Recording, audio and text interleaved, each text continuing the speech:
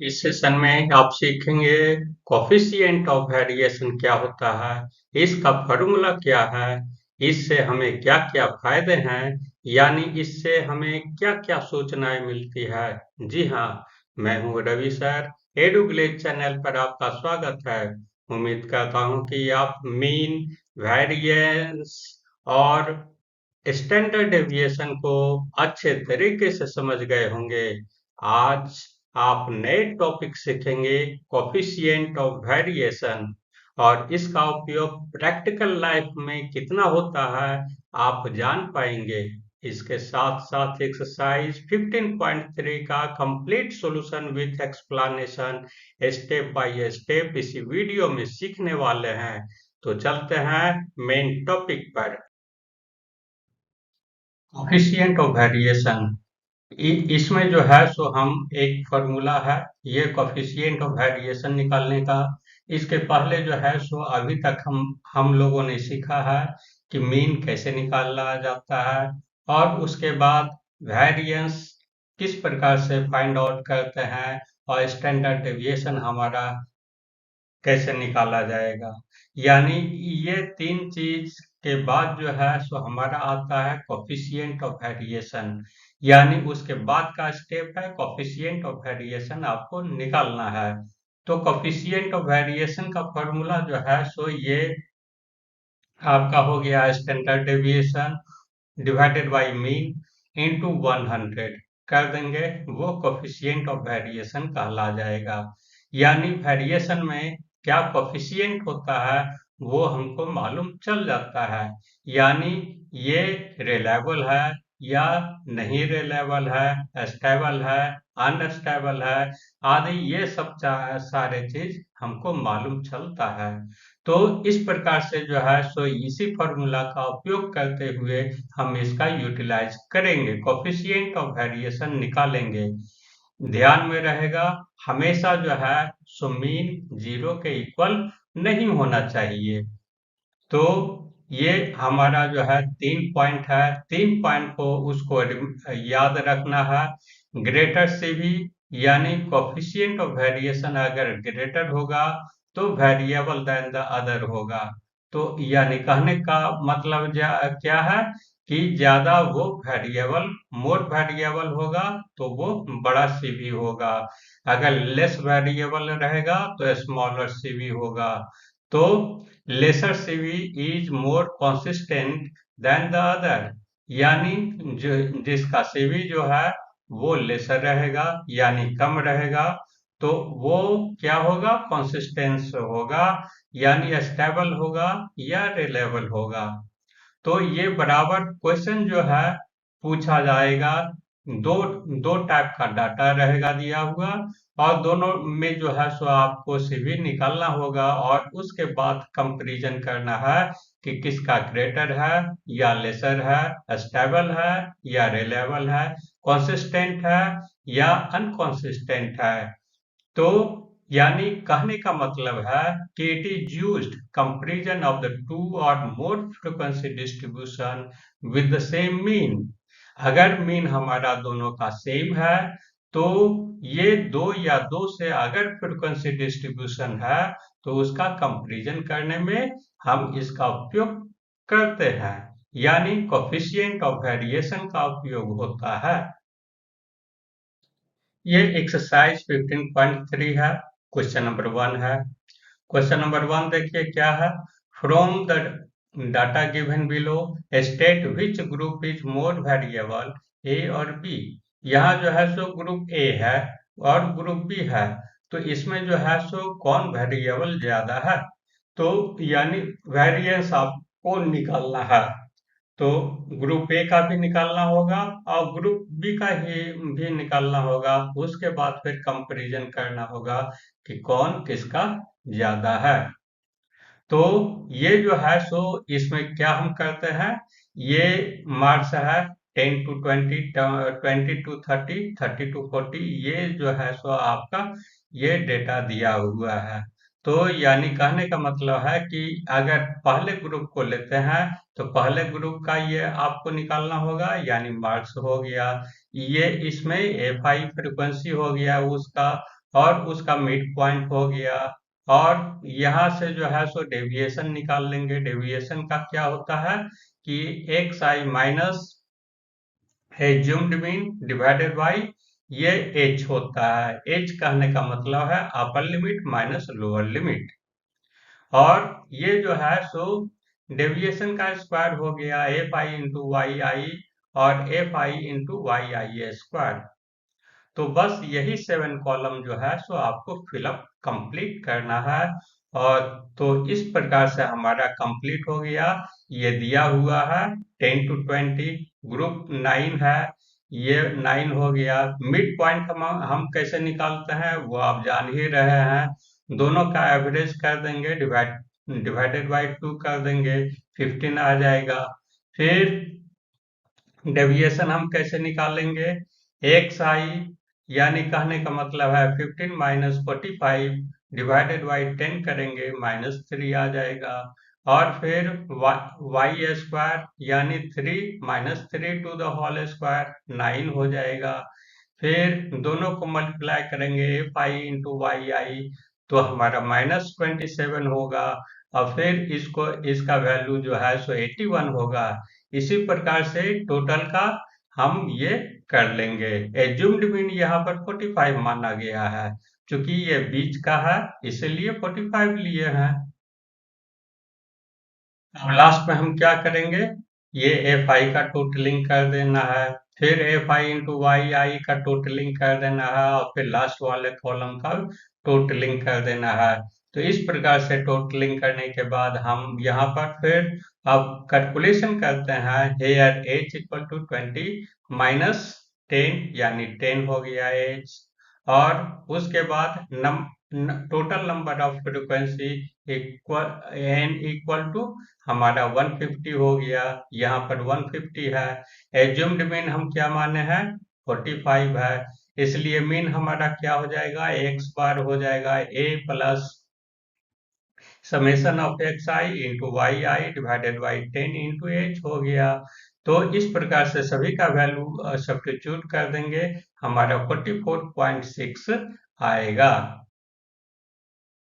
Radiance यानी sigma square का ये फॉर्मूला जो है सो अप्लाई कर देंगे। H square y n square into n into summation of F I into y y square y I square हो जाएगा, minus summation of F I into Y i to the whole square हो गया। और सभी का value substitute करके calculate कर देंगे, 227.84 आएगा। अब जो है सो स्टैंडर्ड डेविएशन निकालने के लिए बिल्कुल ईजी है। केवल इसका जो है वेरिएंस का रूट ओवर कर देंगे। तो यानी कहने का मतलब है इसका रूट लेंगे 227.84 का तो 15.9 आया। इस प्रकार से अभी तक हम कितना चीज निकाले हैं?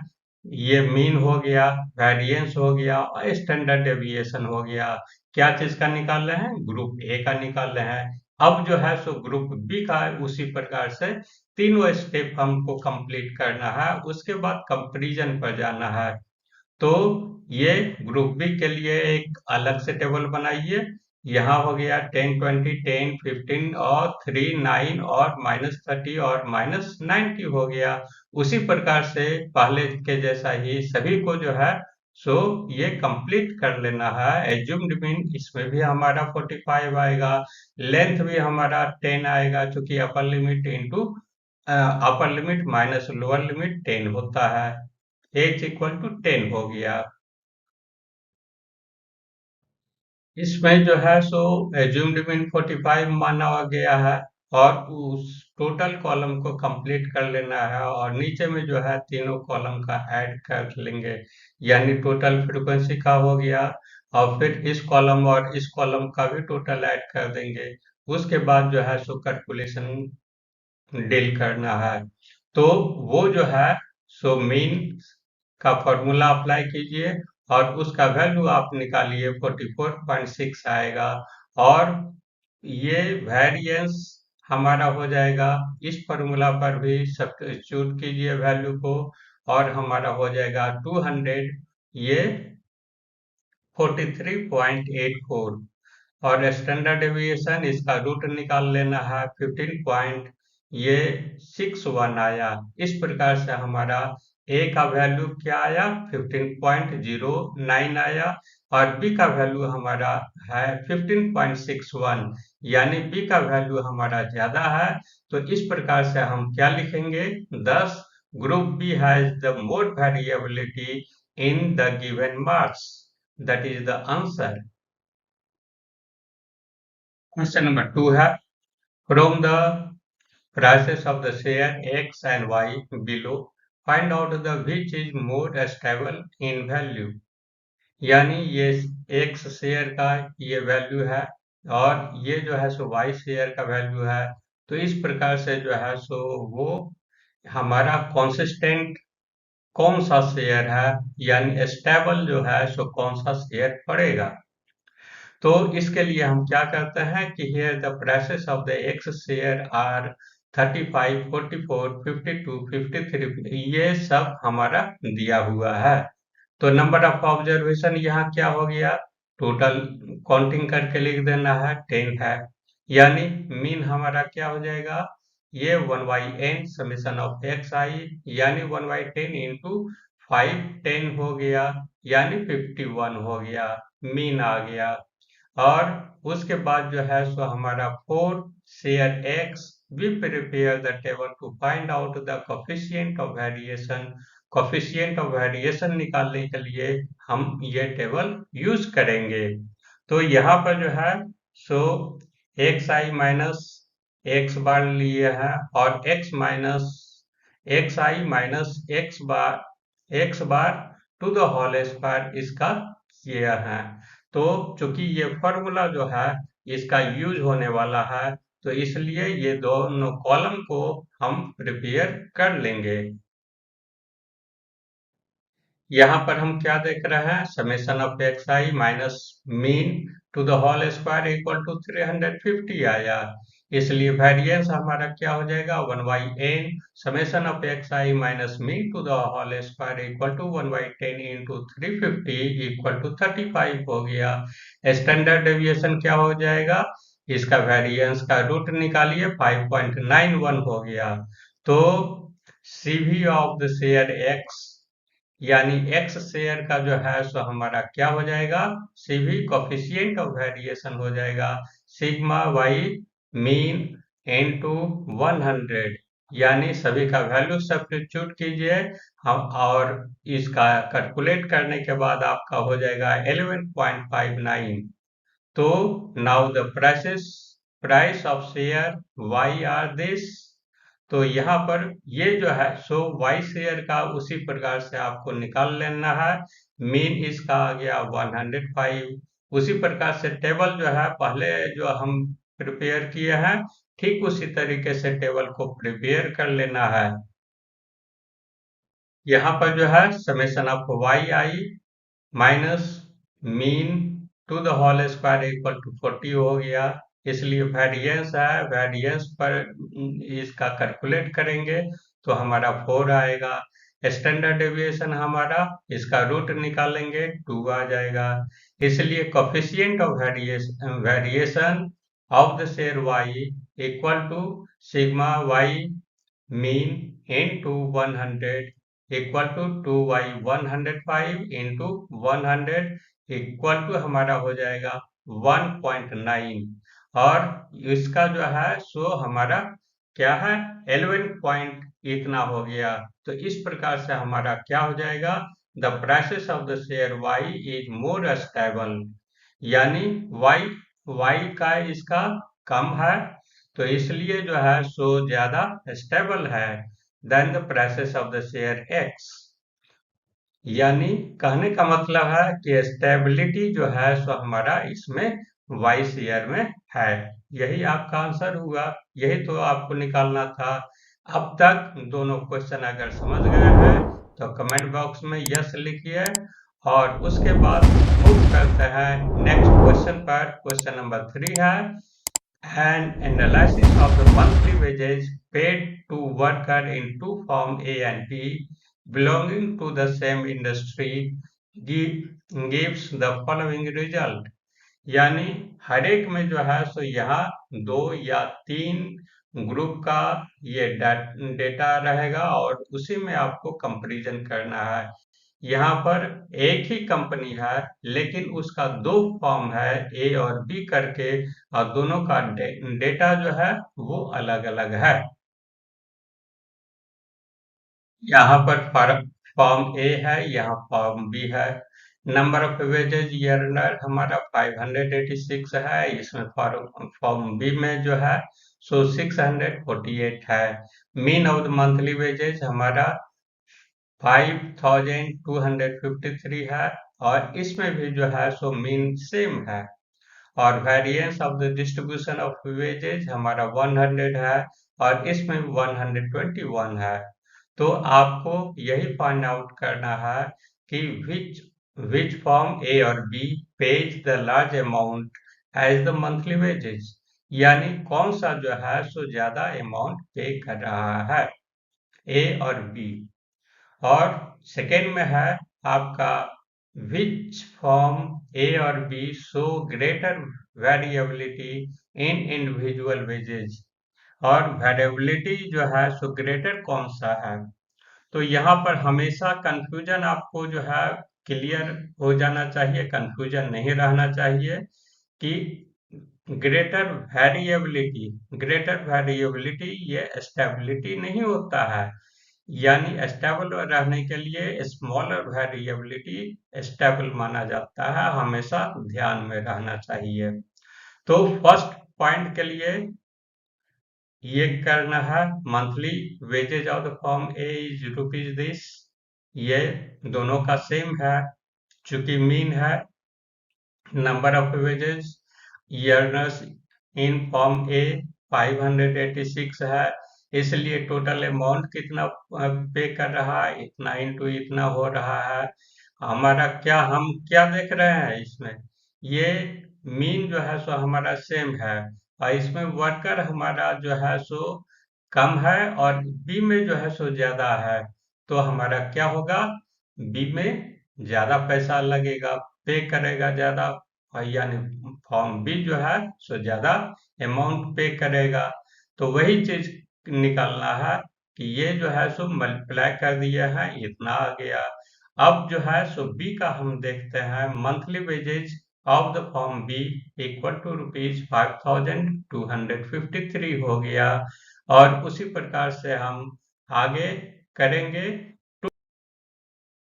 Number of wages earner in form B 648 आया। अब total amount paid by the form B equal to this into this equal to this हो गया। तो इस प्रकार से P जो है फॉर्म वो ज्यादा अमाउंट पे कर रहा है विथ रिस्पेक्ट टू A। अब सेकेंड नंबर है, given the variance of the distribution of the wages in form B, that is ये सिग्मा स्क्वायर, इसको 1 मानिए ए के लिए, और बी के लिए जो है सो सिग्मा 2 मानते हैं। तो इसका जो है सो ये दिया हुआ है 100।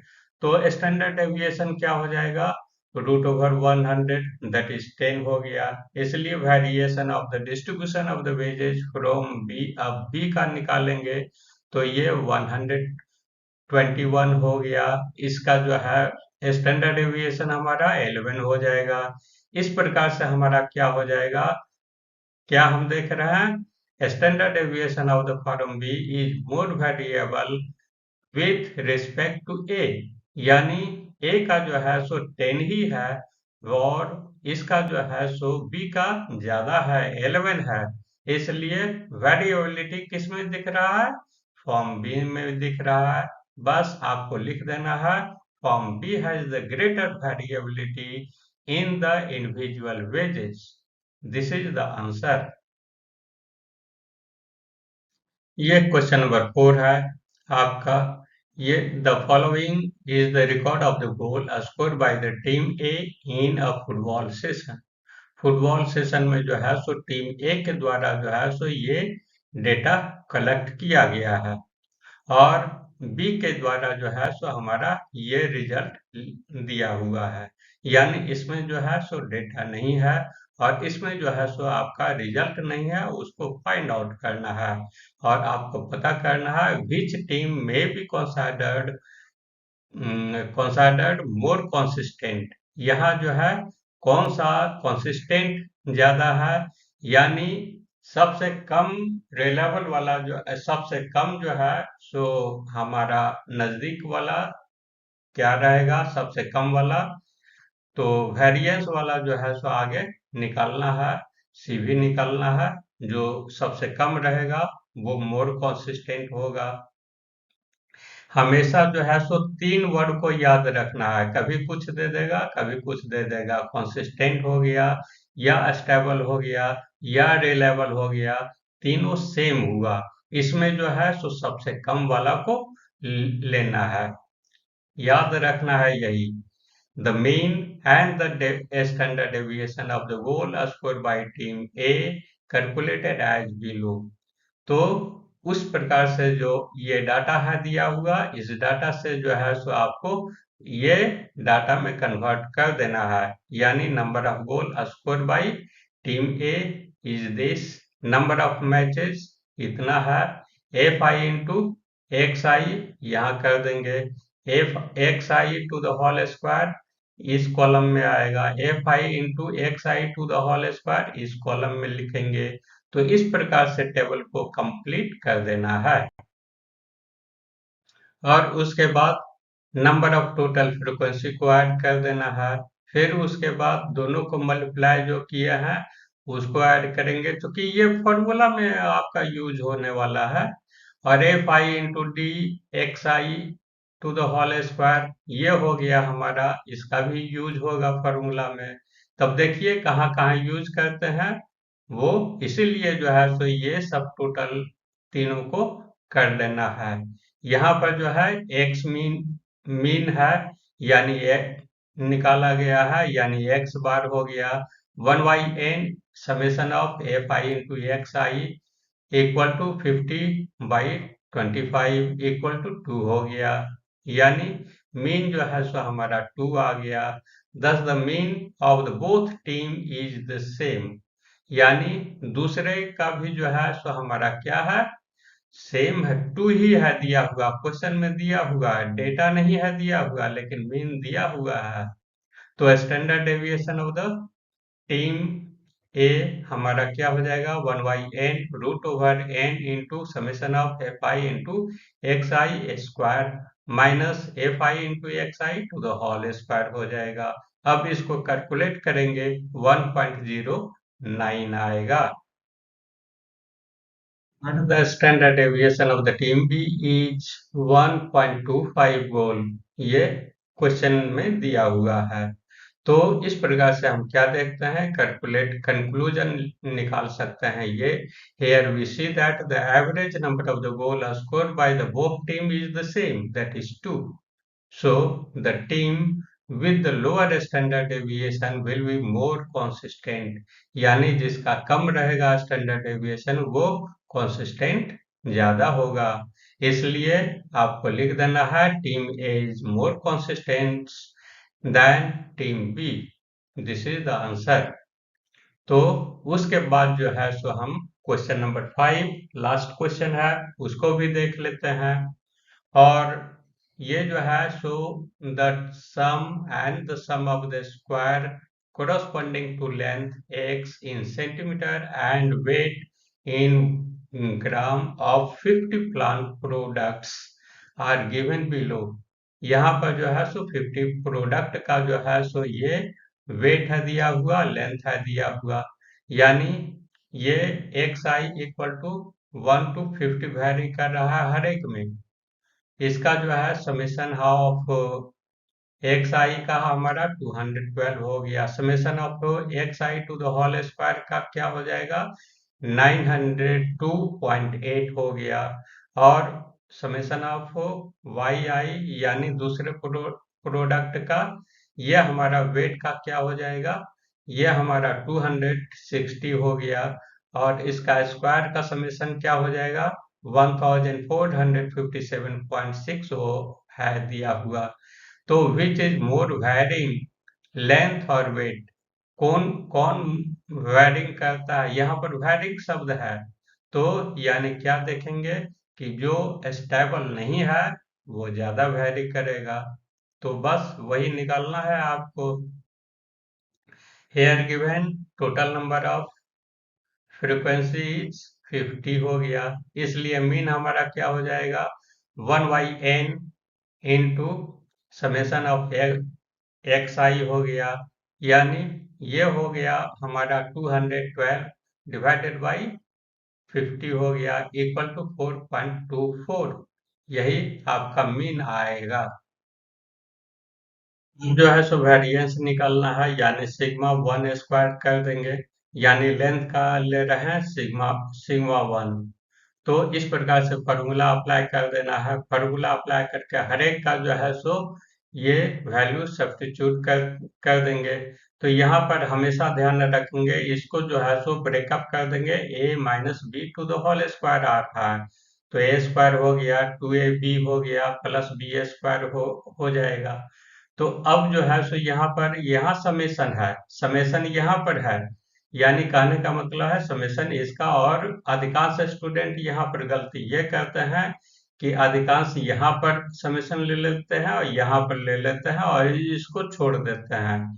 इसको भी ये हमारा 50 टाइम्स हो रहा है, तो इसलिए इसमें भी 50 से मल्टीप्लाई करना पड़ेगा। तो यहाँ पर जो है सो ये 50 से मल्टीप्लाई करेंगे, टोटल कैलकुलेशन करेंगे, हमारा 0.07 आएगा वेरिएंस। तो स्टैंडर्ड डेविएशन निकाल दीजिए, इसी का जो है सो रूट निकालना है, 0.26 हो गया, इसलिए सीबी ऑफ लेंथ हमारा क्या हो जाएगा सिग्मा 1 बाई सिग्मा ये एक्स मीन हो गया, तो ये जो है सो इंटू 100 वैल्यू सब्स्टिट्यूट कर देंगे, कैलकुलेट करने के बाद हमको ये निकलेगा 6.13 होगा। अब जो है सो वेट का हम लेते हैं, वेट का लेंगे तो यहाँ पर क्या है दिया हुआ, ये summation of y i equal to 261 हो गया, और यहाँ पर इसी का स्क्वायर का समेशन क्या हो जाएगा 1457.6 है दिया हुआ, तो यानी यहाँ पर मीन इक्वल टू हमारा क्या हो जाएगा, फॉर्मूला है ये, तो 1/50 हो गया इंटू 261 हो गया, कैलकुलेट करेंगे हमारा 5.22 आया। और वेरिएंस निकाल देंगे, वेरिएंस में हमारा हमेशा ध्यान रखना है यही कि इसमें जो है 50 से मल्टीप्लाई होगा। अधिकांश स्टूडेंट यही गलती करते हैं, इसलिए ये गलती कभी नहीं करना है, और लास्ट में आपका कैलकुलेट कीजिएगा 1.89 आएगा। तो इस प्रकार से स्टैंडर्ड डेविएशन भी एकदम बिल्कुल इजी है, इसी का रूट निकाल दीजिए 1.37 आया। अब उसके बाद जो है सो सीवी निकाल देना है, तो सीवी ऑफ द वेट हमारा क्या हो जाएगा, ये सिग्मा 2 लिए हैं वेट के लिए, सिग्मा 2 बाई ये मीन हो जाएगा इनटू 100, यानी वैल्यू सब्स्टिट्यूट कर देंगे दोनों का, कैलकुलेट करने के बाद 26.24 आया। इस प्रकार से हम क्या देखते हैं कि CV of weight is greater than the CV of the length, तो इस प्रकार से हमारा क्या हो जाएगा 10 weight is more varying than length, this is the answer. तो इस प्रकार से टोटल ये प्रॉब्लम भी आप समझ चुके हैं। अब जो है सो प्रैक्टिकल लाइफ से वर्ड रिलेटेड प्रॉब्लम जो है सो मिसलेनियस एक्सरसाइज में हम देखेंगे, और देखेंगे कि स्टैटिक्स का हमारा प्रैक्टिकल लाइफ में कितना यूटिलाइजेशन हो रहा है। तो thanks for watching the video. For more updates, subscribe the channel, like, comment and share it to your friends and relatives to get knowledge in mathematics. Have a nice day.